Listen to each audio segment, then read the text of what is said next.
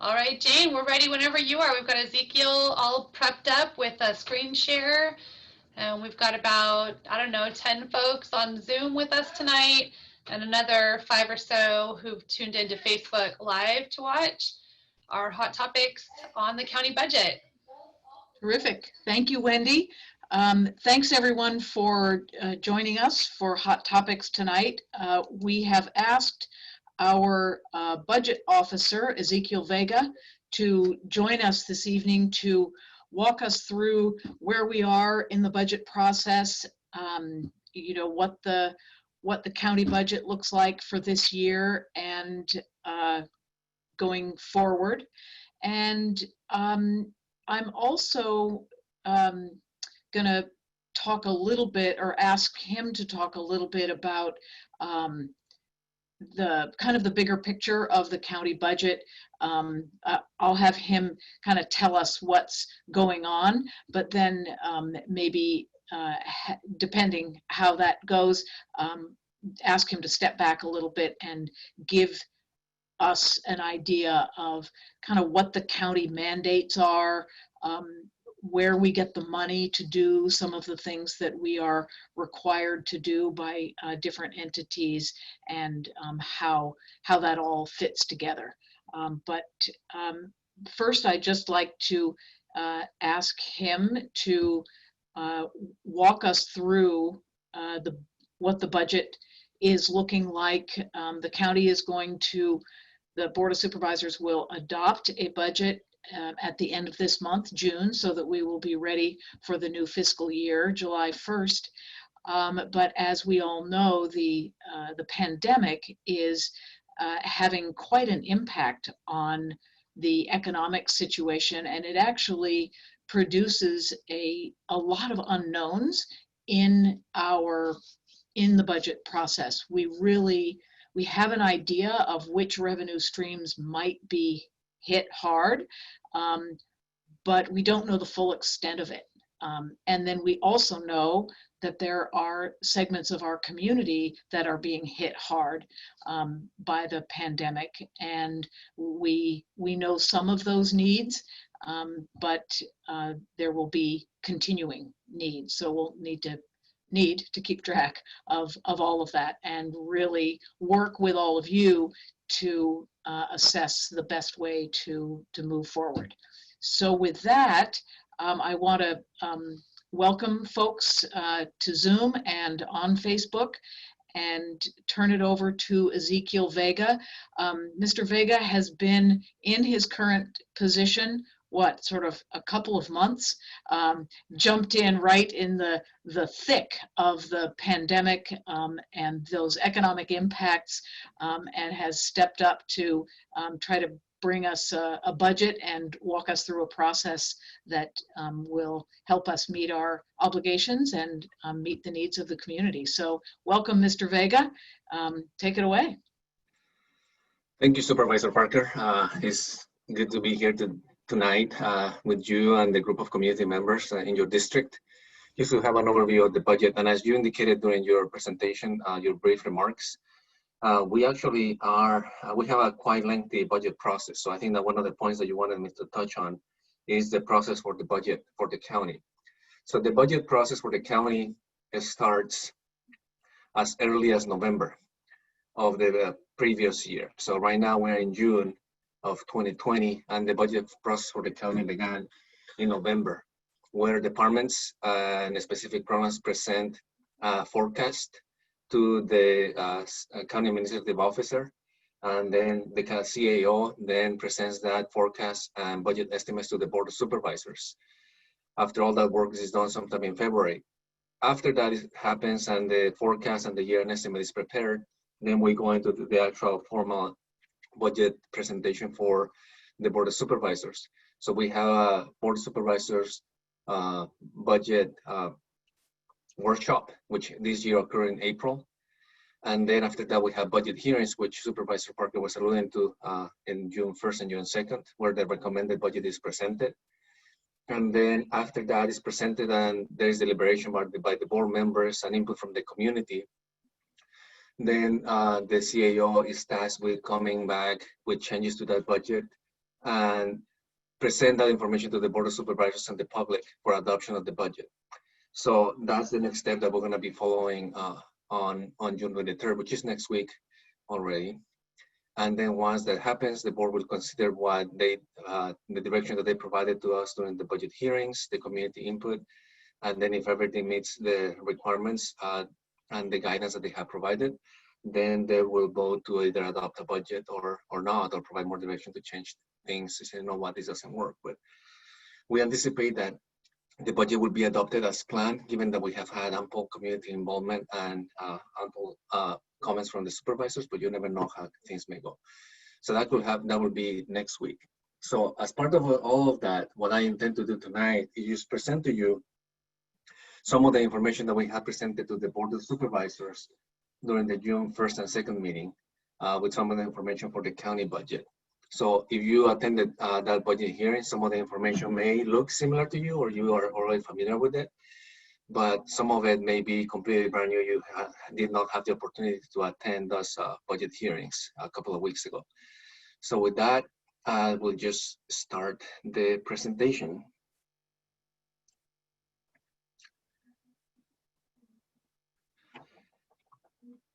So we began, as I indicated earlier, the budget process with a forecast. So when we prepared the forecast along with the different departments in the county, we projected that we were going to face a $20 million gap for fiscal year 2021.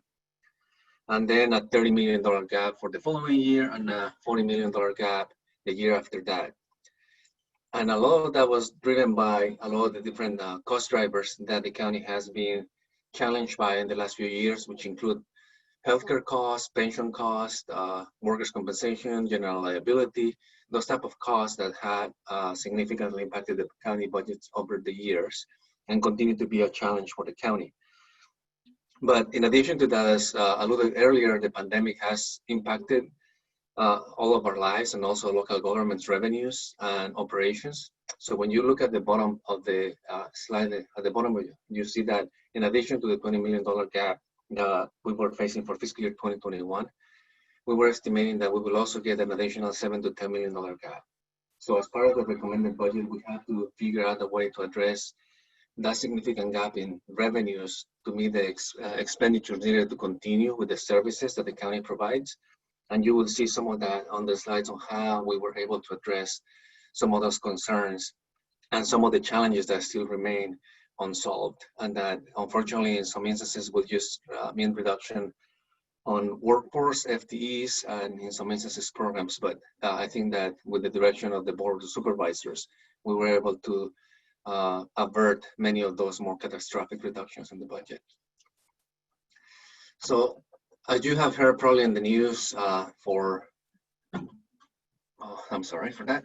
As you have seen on the news, the federal government has been stepping up to try to help local governments and other local businesses with the stimulus funds. So the reason why I had this slide for you is to use so that you know that we are paying attention to what the federal government is doing, the type of funding that is coming down the line, and we are being proactive on applying for those funds to ensure that we meet the needs of the community and we are able to respond to the needs of the community by increasing the funds from outside sources. So this is just an example. I'm not going to go through all of this, but it's just so that you understand that this is something that we are working on, it's something that we are paying attention to, and that we're going to be employing to ensure that we continue to provide important services to the community. The next slide is something similar to that. It's just the stimulus package, phase 3, where the government provided $2.2 trillion to help mainly the airline industry, direct payments to Americans, and then small business loans. I think that you have seen a lot of that on the news. And unfortunately, there is not a lot of help that's coming out for to local governments from this packet. But there is another packet that we are hopeful that if it's passed, is what they call the HEROES Act that has been proposed by the House at the federal level. And if it's approved, we could see probably some significant impacts of aid to local governments. And in addition to this, something that is not on the slide, as we are discussing our budget, the state is also discussing the current budget, and they are proposing potential help to counties because of the revenue that they may be losing due to the pandemic.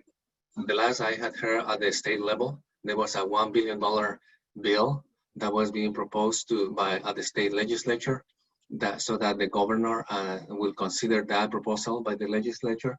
And if it's approved, the counties could potentially see a significant amount of money to help with some of the revenue loss that they're experiencing. And without saying, all of us know that the economic impact of the pandemic is significant. One of the biggest impacts on the revenue sources and budget for the county is going to be on the transient occupancy tax, which most of us know it as the hotel tax. And a lot of us at the county lingo call it TOT, just for short, for transient occupancy tax. And that is going to be significantly impacted. We typically get approximately $24 or $25 million per year from that revenue source. And we anticipate that it's going to be a significant reduction on that revenue source. And we'll have more discussions in the following slides. I know I have a lot of slides, and some of them are going I'm not expanding as much because I just want to focus on the main points. And I know that we have limited time, and I want to be able to get through the presentation and then also be able to allow for some time that you have questions and be able to expand on that. So we will spend more time on that. So this slide, I'm not gonna go over it. It's just, in essence, revenue is going down, and we need to just be watchful of how that revenue is gonna impact the overall county services. And these two charts, actually, you will be able to see some more of that impact. You see on the table on the left side of the chart, you can see the overall county discretionary revenue. So the county's overall budget, as you saw on the initial slide that Wendy had placed together, is approximately $1.6 billion. For the $1.6 billion that the county receives, about $700 million is for services that the general fund provides. The rest of that is for services for funds like the Natividad Medical Hospital, water resources.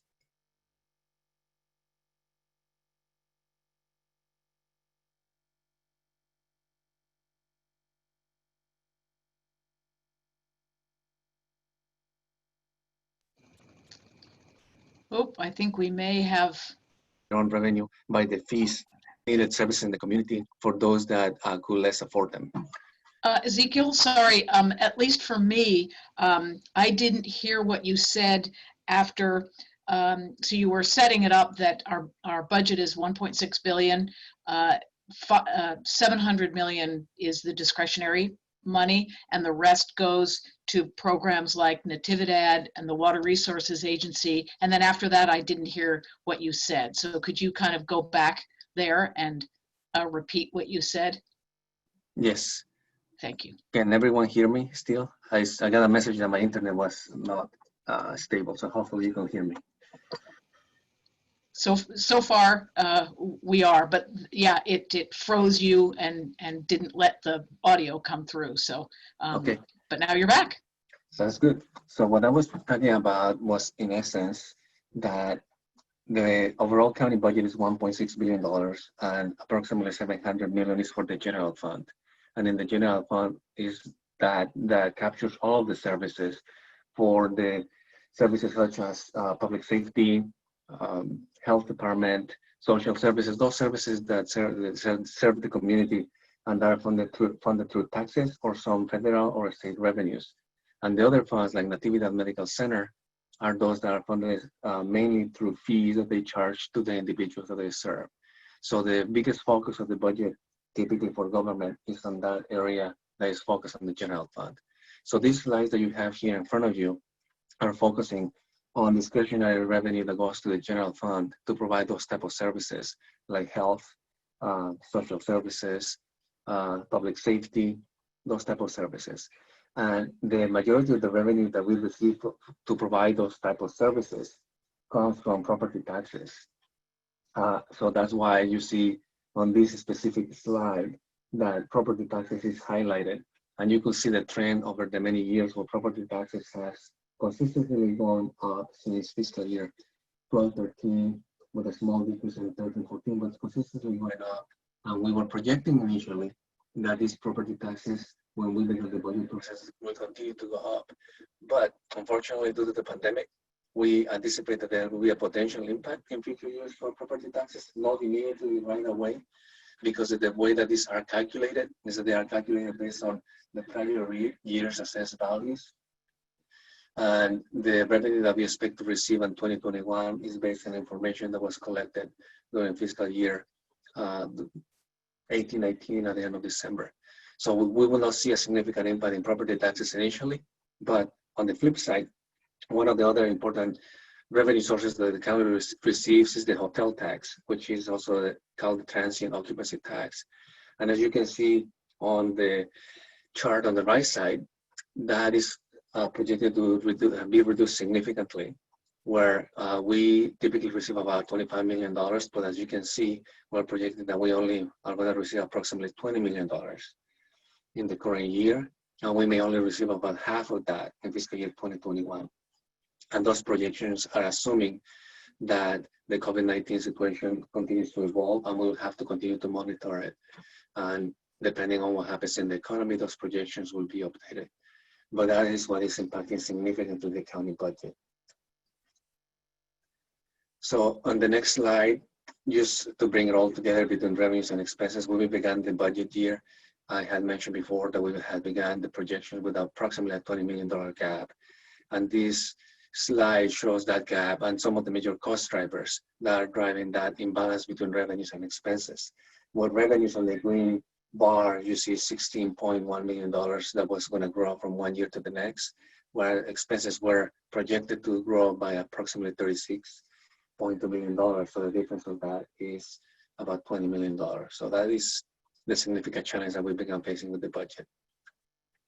Another challenge that we were facing with the fiscal year 2021 budget was the ongoing increase on pension costs. And on pension costs, you can see here that the public safety pension costs are projected to increase significantly as a percentage of salaries. So for example, if a person that works in public safety and the sheriff deputy makes $1,000 per year, which is probably unrealistic. When you look at the pension costs, in addition to the salary of that sheriff deputy, we will still have to pay, for example, fiscal year 21, 22, 51% in addition to that to cover the pension costs for that position. So the same example will apply to other areas as well. Another area that will be significantly impacted as part of this also is the projections on general liability, which we see that is also projected to increase significantly beginning in fiscal year 2021, as well as workers' compensation. So that's also creating a significant impact on the county budget. In addition to that, also the health insurance, as we all know, health insurance is not cheap and it's very difficult, very expensive for most of us to achieve. And it's the same for the county. It is getting more and more expensive to be able to continue to afford that. So it's something that the county is going to have to continue to tackle in the next few years and try to figure out a way to reduce costs with the ongoing cost for health insurance. I'm going to skip that slide because I think that at this point it's not going to be relevant to this presentation. But in the next one, it's just a summary of the overall budget.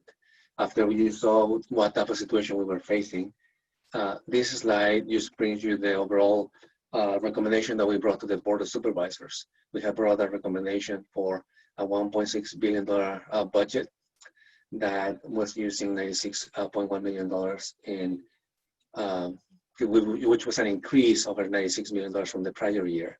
And also, which of that we were using some fund balance for $49 million.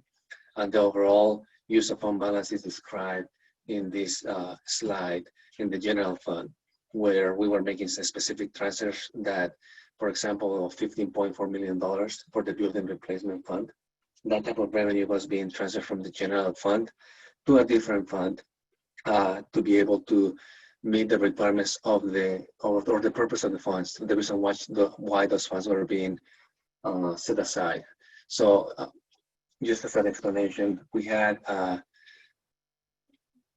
the Board of Supervisors had adopted a policy a couple of years ago where they said that it was important to maintain and continue on offer continuous maintenance of their buildings as is infrastructure where we provide our services. They recognize that it was important to maintain those type of facilities for the benefit of the community. So they have established a policy where that type of funding was being set aside on an annual basis to be able to repair and maintain our buildings. So what we did during this year is just transfer that money to the specific fund where it'll be used for the specific purpose that was intended. And then you have all the examples of similar type of actions that were taken on the other bullet points on this slide. Overall, we had recommended to the Board of Supervisors the 5,402 FTEs, and that would be funded with $1.6 billion. That was growth of over 41 FTEs overall, where the majority of the growth on the FTEs occur in the Natividad Medical Center. As we know, the county was actually, when we were preparing this budget initially, the fiscal environment was quite positive, but due to the result of the pandemic, that situation completely changed. As we, instead of having an economic expansion that was entering the 11th year, we are facing potentially a recession that will be affecting the county and other local governments. And I do see that, just want to make a pause here, and I do see a few of you are asking questions or making comments throughout the chat option in Zoom. I'll get to those questions, I think, at the end of the presentation to just make sure that we address them all. And I'll try to move this along because I know I have about 20 minutes, and I think that I'm almost to that point where I have to wrap up this presentation, 20 minutes to half an hour, and I want to have a chance to be able to go through your questions. So let me just get to probably the most important part of this, where we had the recommended budget. We had already discussed at $1.6 billion overall for the county. In the general fund, we had $714 million out of that total amount. But even with all of that, the Board of Supervisors in the county was facing with significant decisions about reducing approximately 108.75 positions for programs in all these different departments that you see in front of you, amounting to approximately $41 million. But with the leadership of the Board of Supervisors, we were actually able to go back, and we are able to recommend that most of those positions, and actually all the positions that were filled, identified on the 108 positions, were kept intact with funding. We were also be able to restore some positions in the Sheriff's Department, where they were projected to lose some sworn positions in that area. But after the work that the Board of Supervisors asked the CEO's office to go back and reallocate funds and find different funding solutions, we were able to restore all of those field positions. And we were also able to recommend the funding of new positions that were funded by specific revenue from the departments. So the total solutions that we were able to find were amounted to $8.2 million. So we recommended all of that to the Board of Supervisors by moving money around from different areas throughout the county, by moving from areas, for example, from the general liability program. Instead of pre-funding those liability claims, we were able to just move them to be able to fund some of those field positions. And then we had the ability at that point to restore the positions themselves. So this table just shows the overall total solutions that we found and that we recommend to the Board of Supervisors as solutions, totaling $13.3 million. And the important aspect of this is that we were able to retain all the field positions and retain many of the important programs that provide services to the community. So this slide just gives you more detail about what those positions were in what areas, and I'll be glad to go back and answer some questions at the end about specifics. But at this point, I'm gonna just move forward just to some of the areas that we were not able to fund. Unfortunately, even though we were able to fund a lot of different positions and recommend a lot of positions to be restored, some of the positions that are vacant were not be able to be retained, and that amounted to almost $1.7 million on these departments. Also, we were not able to fund some of these areas and these departments, which include many important programs. As you can see, probably some of the most larger dollar amounts you can see in this slide are those related to social services. Some of those which included homeless services. And I just want to make a point that even though in the initial recommendation we were not able to fund those homeless services, after direction from the Board of Supervisors, we were able to use some of the general fund contingencies and some of the cannabis one-time funds to be able to restore a lot of these programs for homeless services and the social services, health department, and other areas. So that is those specifics as to what programs were able to be funded. I'll be glad to share that with you as soon as we present that to the Board of Supervisors and be able to share that presentation as to the specifics and what we were able to fund. Other things that we were not able to fund are on this list. You can see approximately also 23 FTEs of new programs that we were being requested and amounted to almost $17 million. We also were not able to fund approximately $5.5 million in capital projects. And we were not able to fund approximately $4.5 million also on requests to other funds, to outside funds or outside entities that were requesting from the county that the county will typically fund. So all of that came to about all these different recommendations to the Board of Supervisors. I'm not going to bore you with. I'm going to just not go through all of those because those are just specific languages that are required for the Board of Supervisors to adopt the actions that we were taking. So at this point, I'm going to go back to your questions. And if you have any other specific questions about the budget, we will be able to answer those. But the bottom line is that the Board of Supervisors was facing a very difficult decision of trying to fund $40 million, almost $41 million in requests, while revenues were decreasing significantly in the areas of hotel tax, sales tax, and potentially property tax into the future. And they were able to provide direction to the budget office to be able to fund a lot of those requests. And I'm going to go back to that table where all those requests were funded. So they were able to provide that. And then they gave us the direction to fund all these different services. And we were able to save positions that are important to the county. And then in addition to that, they gave us the direction to fund $5.7 million more in services, of which I could provide a list if needed, but I want to make sure that the Board of Supervisors gets an opportunity to review that in a public forum before sharing those with any other groups, as we have embedded those internally. But at this point, I'm going to go to your questions. Thank you. Thanks, Ezekiel. Really appreciate you going through this. And I think as you mentioned, this was the budget that was recommended to the Board of Supervisors on June 1st and 2nd. And the board went through this, and we had some priorities that we really wanted to see funded. And so, but I will say, I think, Ezekiel, did you say it was like between $5 and $6 million more that the board found asked to be funded in terms of mostly services, some positions? Yes, $5.7 million approximately. So, and that money came from our contingency fund, which is essentially money that's available for one-time uses, because it's just sort of our savings account that we need to use throughout the year to deal with unexpected expenses. And then also, because we have a pretty good balance in the cannabis savings account, we were able to use some funds from there. But considering you can see how many tens of millions of dollars were not able to be funded at all. I think the board was relatively conservative because, as Mr. Vega alluded to, we think the impact of the coronavirus on our budget next year will also be quite significant.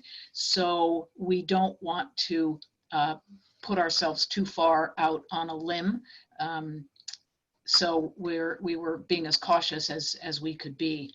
And so the first question that I wanted to transmit to you from the chat is the question about whether salary increases are still projected to go forward, and how do you see that playing out with the financial situation as we suspect it's going to be in the next year, 2 or 3? Yes, salary increases for fiscal year 2021 are still projected as negotiated by the different labor groups with the county. That is part of the labor negotiation process.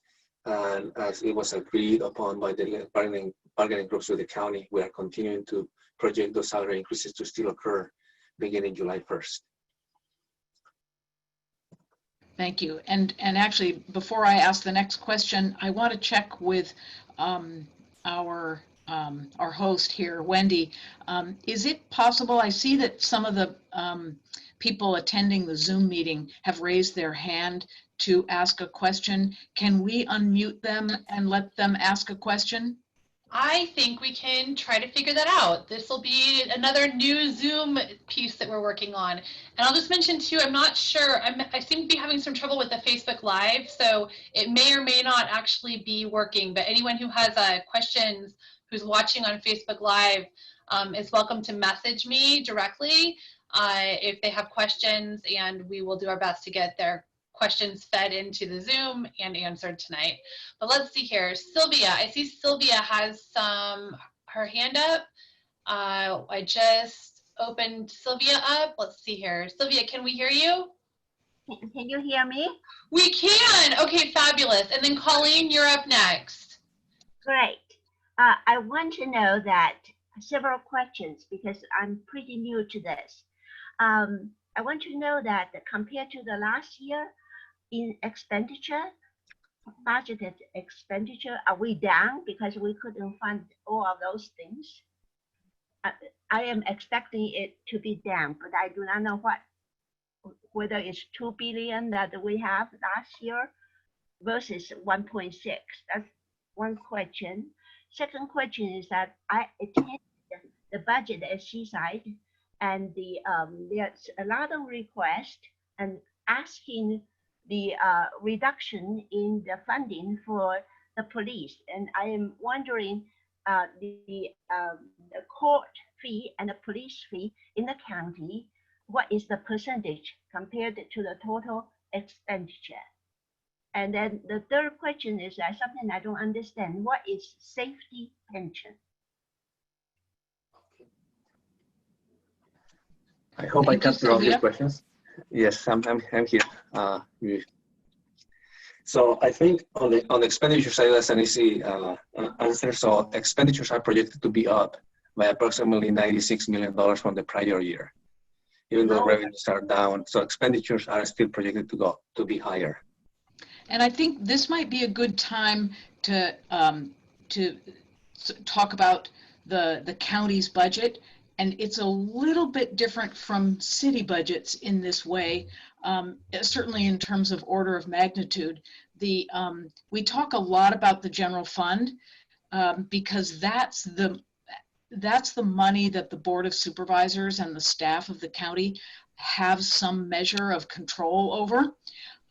But of the, as Ezekiel said earlier, out of $1.6 billion, only about 700 million, still a lot of money, 700 million is that general fund. So the other $1 million, 1 billion, I'm sorry, actually comes to the county to provide services that we are required by the state or the federal government to provide. So for instance, the Department of Social Services has a very big budget.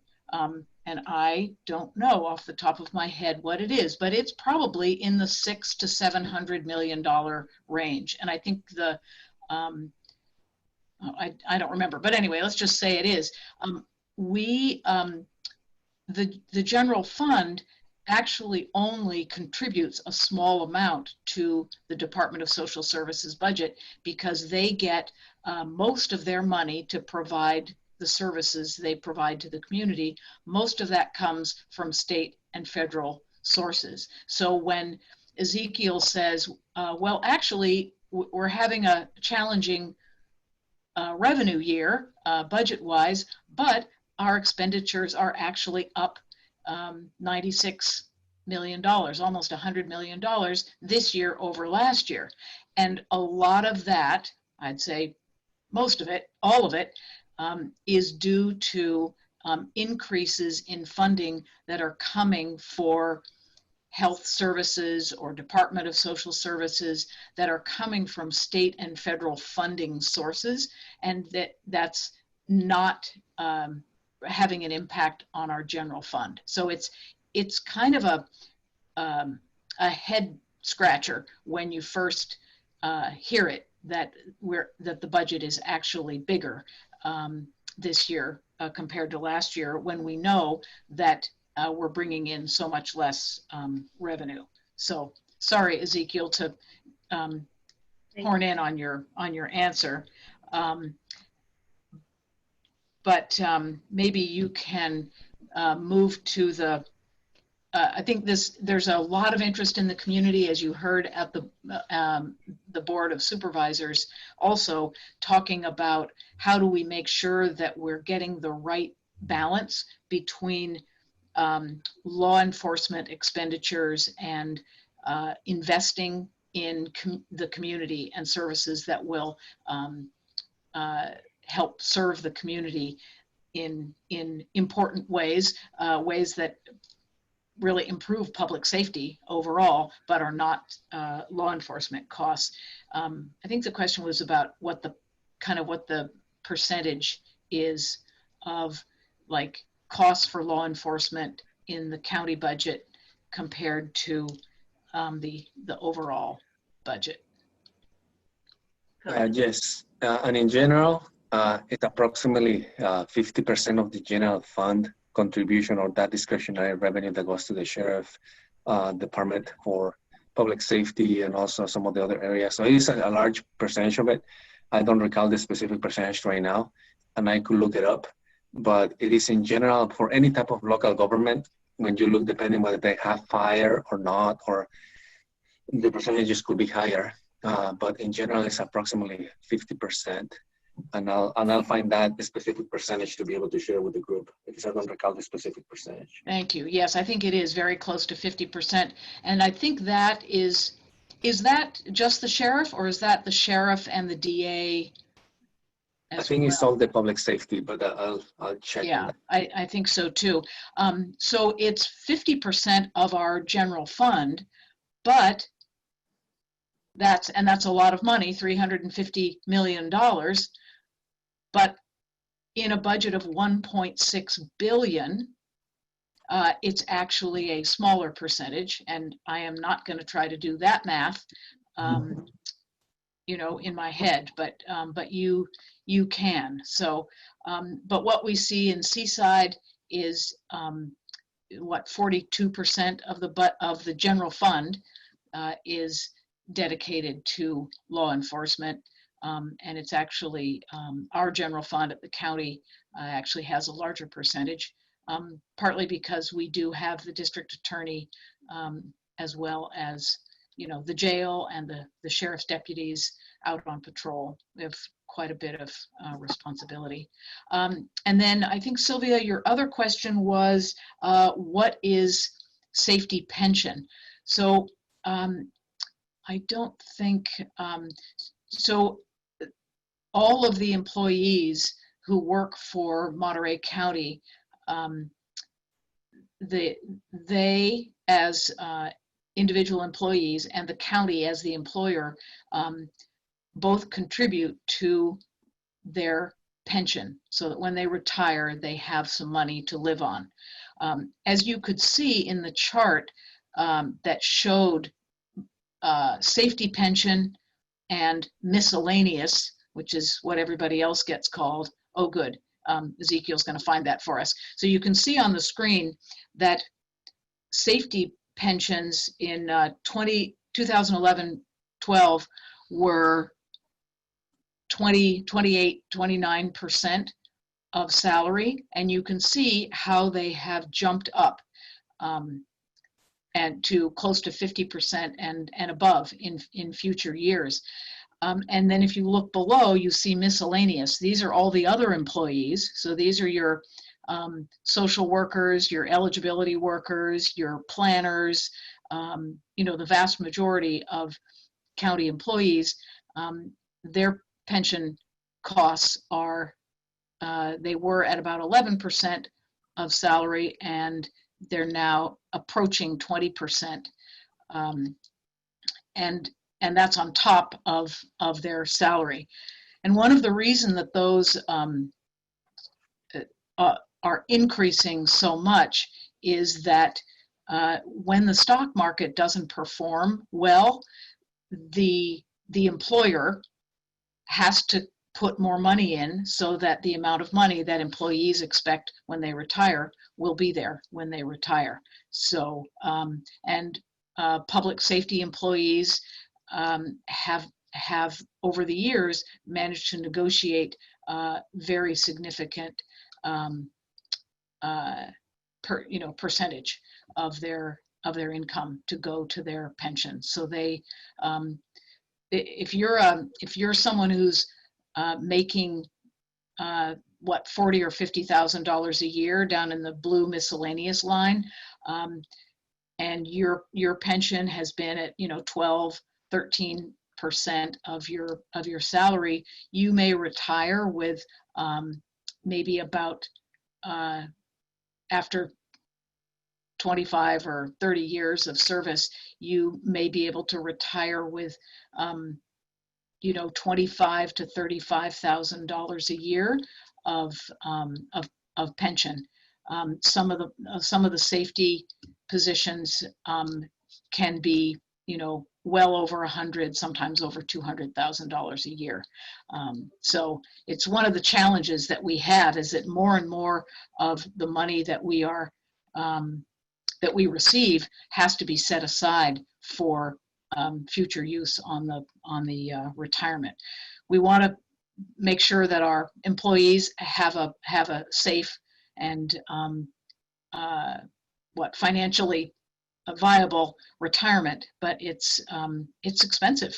So I am going to jump to, let me do one question that's in the chat, and then we can go to Colleen. So another question that came up in the chat is, can the state do anything to keep the health insurance increases that are related to COVID-19? Can they manage those increases, make them less for the county and across the state? Is there any role the state can play in that? Do you know, Ezekiel? I think in general, health insurance costs and the health insurance world is very complex. So the state could potentially play a role, but that will typically take a long time to evolve, as you have seen with the overall implementation of the Affordable Care Act. And one of the purposes of that was that the federal government wanted to make sure that health insurance was more affordable for the citizens of the U.S., or the residents of the U.S., and that took a long time for actually to go into effect. So the state may have some impact if they were able to develop a proposal where they will have significant market share or market input to be able to have enough weight to drive those costs down. But right now, just in the immediate future, I think that is going to be fairly difficult for the state, even though they could start taking some steps to make sure that occurs. I think it is going to be difficult for them to achieve in the short term. And I believe that they did have actually a proposal. When I read the January budget state report, they have a proposal where they were trying to get together as a state and form collaborative with all the different counties and the local governments to be able to drive the prices of medication or the prices of healthcare down by being able to have a higher purchasing power and be able to negotiate those discounts through for the constituents in California. But even though that proposal may be there, I think it'll take significant time for that to take effect.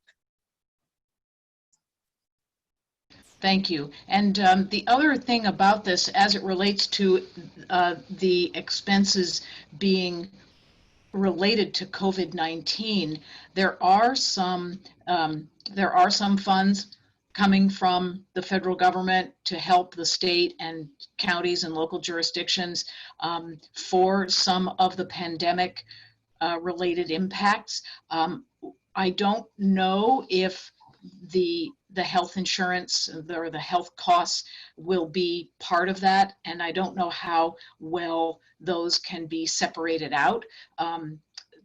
But I know that we will be keeping an eye on that to try to get as much help as possible. I do know that, of course, to get a test, a COVID-19 test to see if you're positive or not, there is no cost for those. So that's one thing that's sort of helpful. And it's small in the scheme of things, but pretty immediate as a need.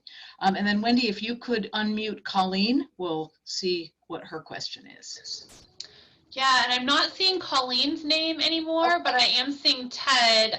Elsie has a question. So Okay. we're unmuting you, and it did look like he was frozen at some point. So maybe we've got a technical challenge to figure out. But Ted, if you can hear us, you should be unmuted. Okay, I can hear you. Can you hear me? We can, yes. Welcome, Excellent. Ted. So first of all, I want to say, Jane and Wendy, you have done so much. And Wendy, you have a great future. Just keep on fighting for that position. You deserve it. I'm asking for Jane in particular to put her heads together with the Board of Supervisors for emergency fund for food. Mm. My wife volunteers and runs the food box program at the Salvation Army, has been doing that for a number of years, and went back today to find that there's a need to increase distribution to twice a week, and additionally have a separate distribution for senior citizens. And there's only so much food that you can get without having a source of supply. And since the food bank has been having trouble and not really distributing like they were, the nonprofits like the Salvation Army are having a real problem getting a resource for food. And I really believe, even having it in my own family with my son-in-law, who managed the outdoor world in Seaside, he hasn't been able to go back to work. They've not opened the store. He went to work at night at the local 7-Eleven, and that's not working out either. So he has no source of income. They're going to need some food eventually. But this is happening across the board, and there has to be a way to get food to varying nonprofits. That is, you're right, Ted. That is so important. It's absolutely fundamental. And we have asked Elliot Robinson, who used to be our Director of Social Services, Oh yes, I know him. to come back and to really work on this food supply issue to make sure that we have enough food coming into the food bank and to the nonprofits who really are in touch with the community as well as the schools to make sure that people are getting the food that they need. It's absolutely critical. And as you know from your family's situation, this is going to be so challenging, I think, for quite a while longer, because I don't know whether your son could get unemployment insurance, but there are many people who are workers in our communities who don't qualify for unemployment insurance. And so they are really caught in between a rock and a hard place. So Well, thank you. he does qualify, but he hasn't gotten anything yet, and he applied 3 months ago. Wow. Yeah, that's So pretty scary. they're that far behind. Yeah. Yeah, they've had a lot of people applying. So thank you for raising that really key issue.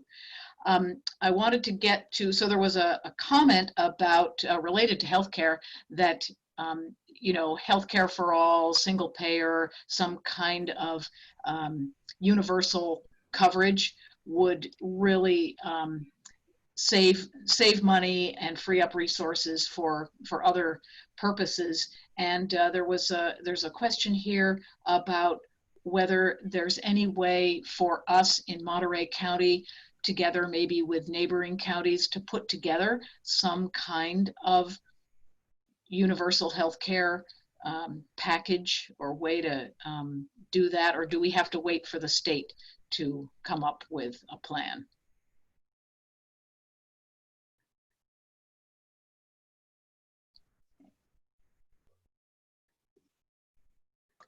Any thoughts on that, Ezekiel? Are you there? Yeah, I'm here. I'm here. Okay, good.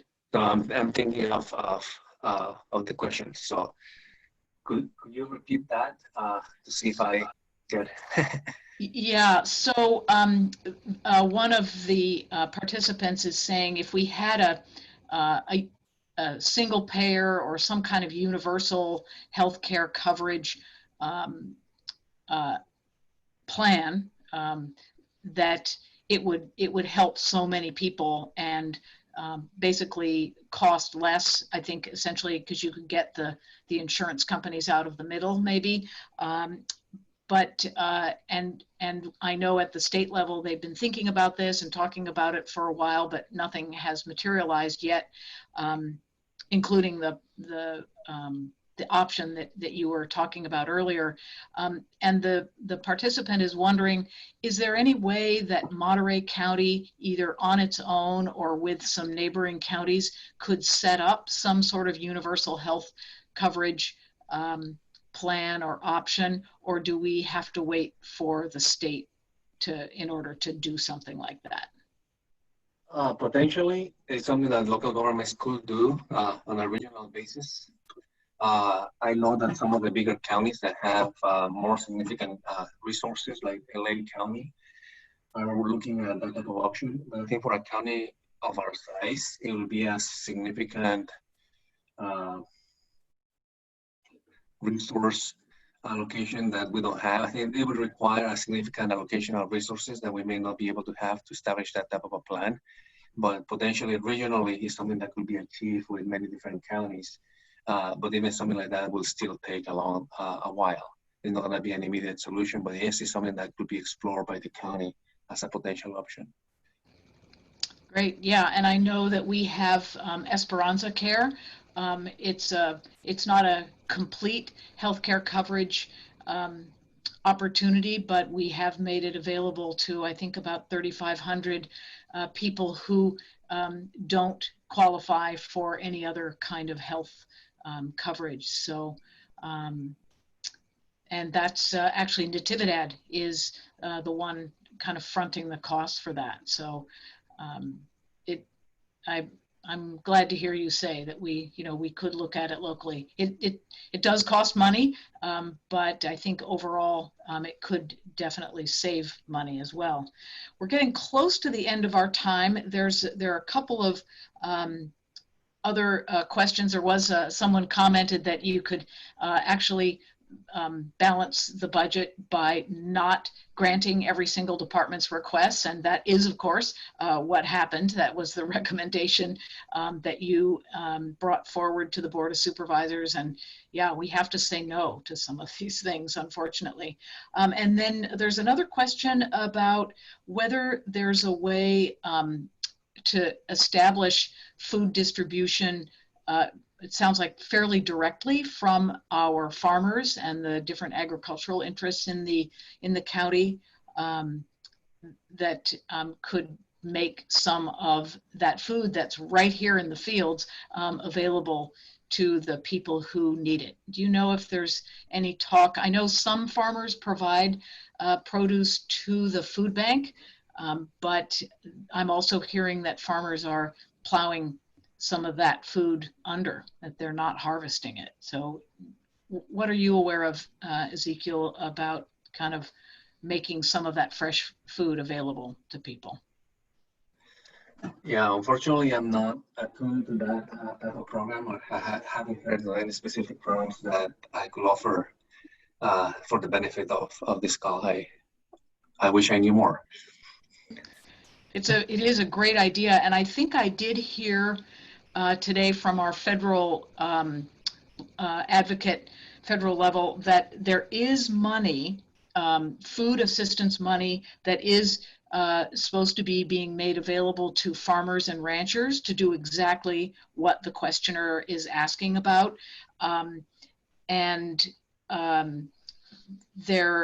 Apparently there's about $6 million available to specialty growers. That's what our local folks qualify as, $6 million to cover the whole state of California. But hopefully at some point resources will help us get that food into people's hands instead of having it, just get plowed under. I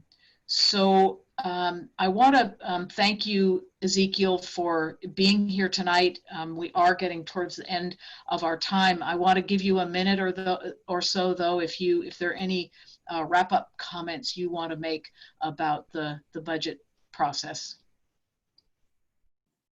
Yes, just one final comment. Just following up on one of the earlier questions about the percentage of public safety for the county. I went back and calculated that, and it is 45% approximately, which includes the Sheriff's Department, DA, probation, all those public safety areas for the county. And then also, I just wanted to thank the members of the community for being involved. I really appreciate people who are involved and ask the right questions. So I appreciate all the questions that you asked today, and hope that you are involved going forward into the process also as we adopt the budget for the county. I think it is important to hear what you think, to hear your questions, and be able to guide the work that we do in the county, and to try to focus that type of work also, and then for the important things for the community. Great. Thank you so much, Ezekiel. Really appreciate all your work. I also want to thank the participants, because as was the case in early June, the supervisors were focused on the ways that our budget could reflect a broader definition of public safety, and could make some progress in addressing some of the inequities that we see in our community, some of the challenges that many of our community members face, that we have seen so obviously demonstrated through the disparate impact of COVID-19 on community members, people who struggle even in the best of times, and now in this time are really struggling even just to feed their families, as Ted raised the issue of food. And we've also have a heightened awareness because of the attention, deservedly so, that the George Floyd murder is getting, and what that says about the systemic problems that that every community has in terms of law enforcement, and whether the policing function is operating as a community policing effort, or whether it's gone further than people might like towards a more militarized response. So this discussion, I think, is going to go on. We will be looking at the budget not tomorrow, but next Tuesday for final adoption. Well, I say final, but we're already being told that we will have to revisit the budget probably in October or so, when we know more about the impacts the further impacts of the pandemic on our budget. So stay tuned, stay involved, keep your voices coming and advocating for the community and for the broad benefits that the county is here to provide. So thank you so much for participating. Really appreciate you being here and the great questions. And we'll see you next week at another virtual Hot Topics. And next week, we're going to be talking about the Fort Ord Reeves Authority bond issuance to take down the blighted buildings. So we'll hear from some folks who are looking forward to getting that work done. And in the meantime, wear those face coverings, wash your hands, keep that social distance, and be safe and be kind. See you next week.